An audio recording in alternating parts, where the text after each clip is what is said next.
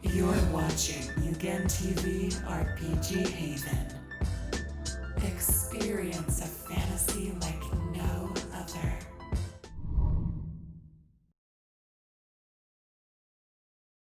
Hey guys, it's MugenLord here, and today I'm going to talk about Final Fantasy VII Remake. But before we get into that, if you like this channel and you like the content that I do here on Mugen TV, I advise you to hit that subscribe button if you haven't already. And if you want to be notified to anything that's Final Fantasy VII Remake or just gaming related in general, just hit the bell to be notified. So let us dive right into it.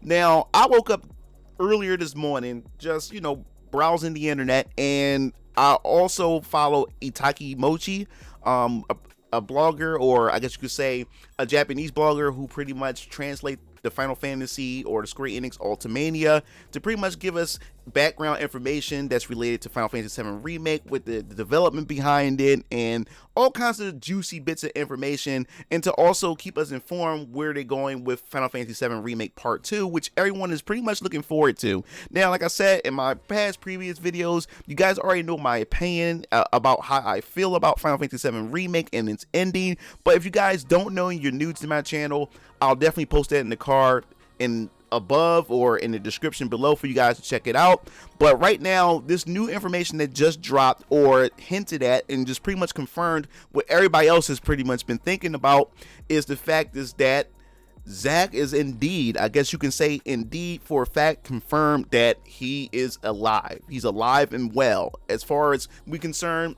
we're still not sure whether or not it's an alternate universe, and if it is an alternate universe, how does that impact the main universe that the story is taking place in Final Fantasy VII Remake. So we're going to dive right into this translation from Itaki Mochi. So in the translation in this Twitter, it says, there's a very peculiar title for a storyboard in Final Fantasy VII Remake material Ultimania called Ending, Zack's Victory. Here's the cutscene director Miyake's comment about the ending scene with Zack. So we're going to click on it. And I just want to let you guys know, I should have said it earlier, spoiler warning. I mean, if you still haven't played it yet, then I advise you not to watch this video, or if you just got deep into this video just now, I'm sorry for spoiling it. Forgot all about that. But let's go. So it says cutscene director Miyake's on Zack's scene during the Final Fantasy VII Remake ending. From the beginning of production, we envisioned what the reception from fans would be in regards to this scene. After the game was released, we saw the reactions of many fans around the world, and most people hoped for Zack's happiness. It made us once again realize his character's popularity. And this the part that scares me the most about this is the simple fact is that it seems like while developing this game, there's going to be a lot of fan service as far as like how since Final Fantasy VII had released, and then they released the compilation of Final Fantasy VII, throughout the years that Final Fantasy VII as the fan base grew, there's been a lot of communities and fans of particular characters such as Zack. Zack has a dedicated fan base, a loyal fan base. And there's a lot of people who also in the shipping community where people ship certain characters together.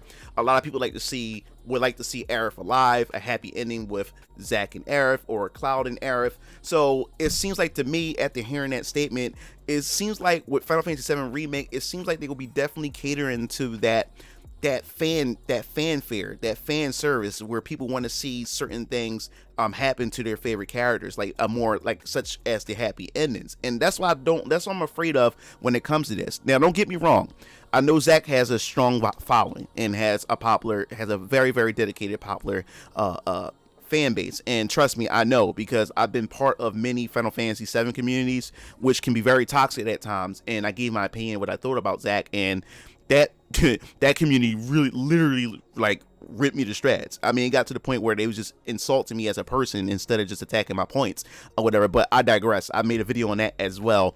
But as far as I'm concerned, Zack, in my opinion, I think the best part about the character, to me, when it came to Zack, he was a character that was so much larger than life. It was a mystery surrounding his character, because Zack, for spoilers, Zack was that component that allowed Cloud to be the character that everybody knows and love. He was the component, and for things to happen to Zack, in order for things to happen to Zack or whatever, such as his death, that was the thing that formed and shaped Cloud's character, and now keeping him alive, how does that affect, even though it's a parallel universe, how would that impact the overall story to Final Fantasy VII remake when we get to the very end of this? Is because I think, to me, the thing, like I said in my video, in past videos, is the best thing about Final Fantasy VII that I loved about it the most was the character deaths.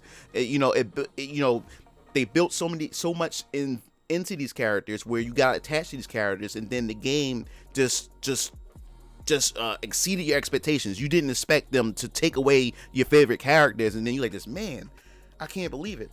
Arif's death, for example, hit me really hard, and the game taught me that, it's life.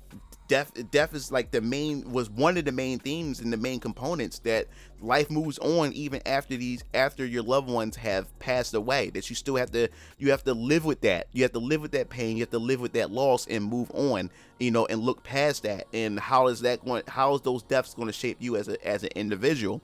And the fact is that they want to just satisfy fans who want to see a happy ending for Zack. I think that kind of destroys that whole thing and the whole theme behind Final Fantasy VII. And I said it in my previous videos, that with Final Fantasy VII Remake, I think they're going a whole totally different direction. I think they're going to change the theme and everything when it comes to this. So it's going to be a completely different Final Fantasy VII, which in my opinion, like I said before, was something that I wish the developers would have just said out the gate, that this is going to be a totally different Final Fantasy VII, meaning that themes, everything. Yes, we have the characters, but it's going into a completely different direction.